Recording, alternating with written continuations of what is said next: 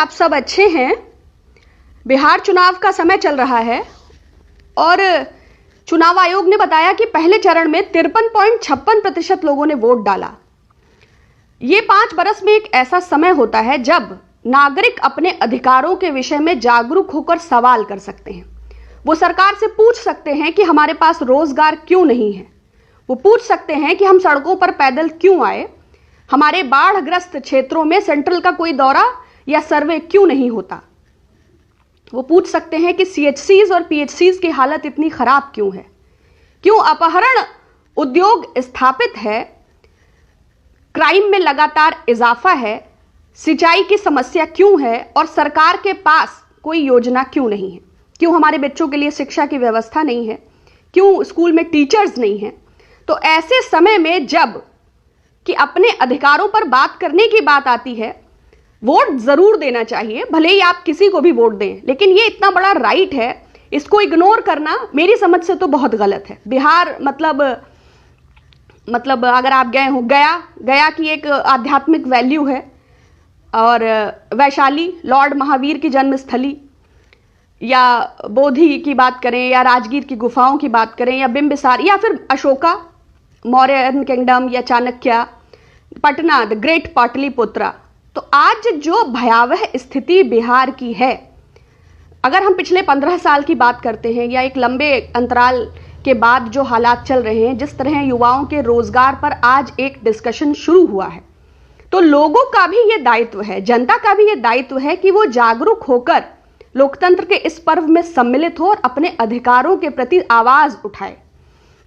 आप लोगों के कुछ क्वेश्चंस भी आ रहे थे, तो कुछ डेटा भी मैं आपसे जरूर शेयर करना चाहती हूं, क्योंकि चुनाव में सारे एंगल शामिल हो चुके हैं, चाहे पाकिस्तान हो, चाहे वो CAA हो, चाहे NRC हो, चाहे 370 हो।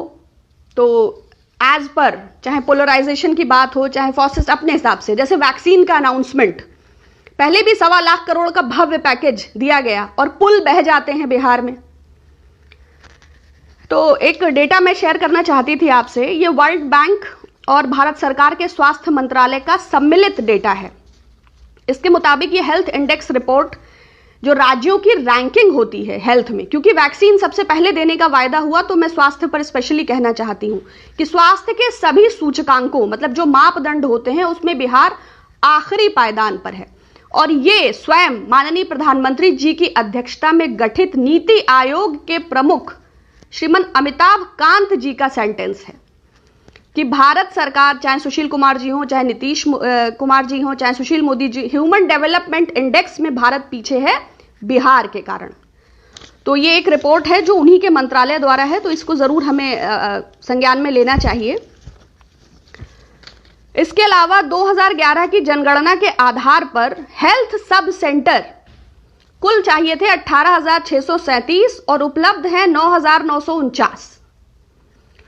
3,999 प्राइमरी हेल्थ सेंटर्स की आवश्यकता थी और उपलब्ध हैं 1,899।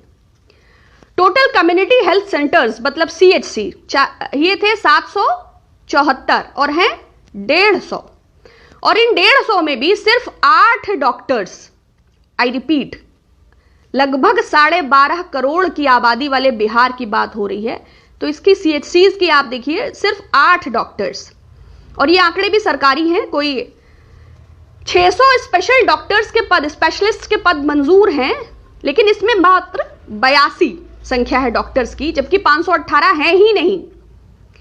150 गायनिकोलॉजिस्ट की आवश्यकता थी, लेकिन सिर्फ 30 हैं।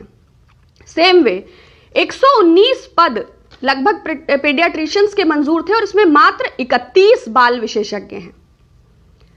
कैसे कोरोना जैसी महामारी से लड़ने की क्या तैयारी थी और सरकार ने क्या इनको स्पेशल प्रिविलेजेस दिए थे, क्या फ्लड में सपोर्ट किया, क्या इरिगेशन की पॉलिसी थी, क्या 15 साल में सुशासन किया है। सेम वे रेडियोलॉजिस्ट, 150 पद रेडियोलॉजिस्ट के मंजूर थे, जिसमें मात्र 1 रेडियोलॉजिस्ट है। कैन यू इमेजिन, मात्र 1 रेडियोलॉजिस्ट, 149 गायब हैं, सब अंतर ध्यान। उसके बाद CHC और PHCs में 2049 लैब टेक्नीशियंस के पद। आप अगर जाएंगे, मलेरिया है, डेंगू है, व्हाटएवर, तो blood test is primary, X ray is primary, उसमें 70% पद गायब हैं। समझिए 611 लैब टेक्नीशियंस हैं। ऐसी स्थिति में आप प्रदेश के क्या हालात एक्सपेक्ट करते हैं? लगभग 70 लाख मजदूरों का ये लॉकडाउन का या नोटबंदी का जो सबसे बुरा प्रभाव पड़ा वो बिहार पर पड़ा।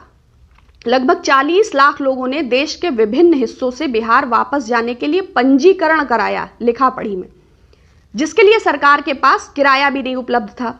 हमने देखा मुजफ्फरनगर में वो बच्चा अपनी मरी हुई मां को स्टेशन पर जगाने की कोशिश कर रहा था, और भी हमने जो सीन्स देखे और गवर्नमेंट ने उसकी जो हैंडलिंग की।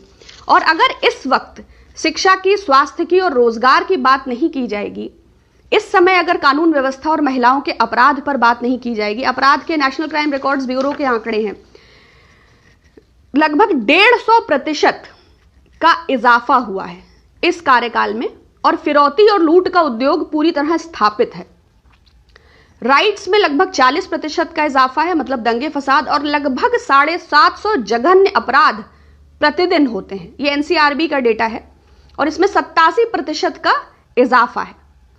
तो वह बिहार जो नालंदा, उनके अवशेषों को देखिए तो उसके वैभव और उसकी भव्यता, जो academy of Athens, Socrates, Plato, Aristotle, उस दौर में उससे तुलना, क्या वैल्यू थी नालंदा की, क्या तक्षशिला की, क्या पाटलिपुत्र की, क्या मगध की, क्या राजगीर, क्या बिंबिसार, वो आप सबको पता होगा। और क्या भयावह स्थिति आज की है।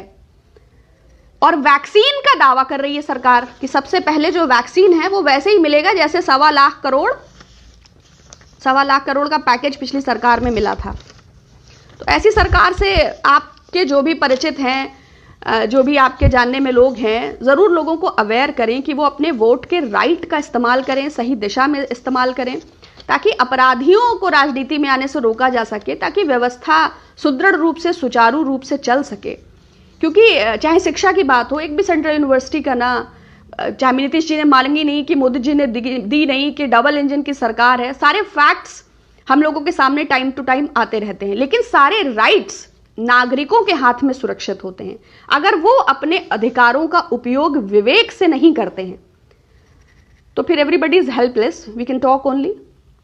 तो मैं आशा करती हूं कि सामाजिक न्याय स्थापित हो, आर्थिक न्याय स्थापित हो, लोगों को रोजगार उपलब्ध हो, और सड़क, शिक्षा, स्वास्थ्य, सुरक्षा जो आधारभूत चीजें हैं वो बिहार की जनता को भी प्राप्त हो। क्योंकि विगत 7 वर्षों में हम केंद्र की सरकार की स्थिति देख चुके हैं कि शेख चिल्ली के समान जो वायदे हैं कि 5 ट्रिलियन इकोनॉमी का दावा और अर्थव्यवस्था पाताल लोक में, 2 करोड़ से ज्यादा रोजगार इस दौरान चले गए, एमएसएमईज वगैरह तबाह हो गए, एंटरप्रेन्योर्स, स्टार्टअप्स सब खत्म हो गए, लोग जीविका के संकट से जूझ रहे हैं। तो जो चीजें ऑलरेडी धरातल से इतनी गहराई में है, उनके बदलाव के लिए मुझे लगता है कि तेजस्वी जी युवा हैं, महागठबंधन एक अच्छा विकल्प है। और जो प्रमाणित हैं, जो अपने को सिद्ध नहीं कर पा रहे, जो झूठ पूर्णतया सिद्ध हो रहे हैं, उनका सहयोग करने का क्या औचित्य। तो वोट जरूर करें, देश हित में वोट करें, और अच्छे लोगों को चुनें ताकि हम अपने लोकतंत्र को संभाल कर चल सकें। बहुत शुक्रिया।